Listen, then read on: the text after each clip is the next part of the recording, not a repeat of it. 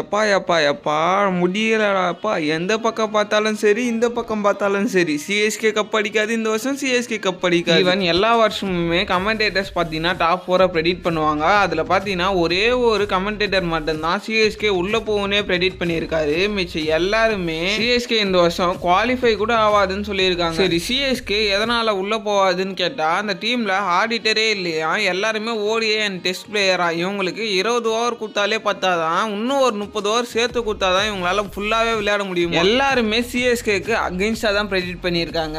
So அப்பயே புரிஞ்சுங்க இந்த வருஷம் கப்பு யாருக்குன்ட்டு.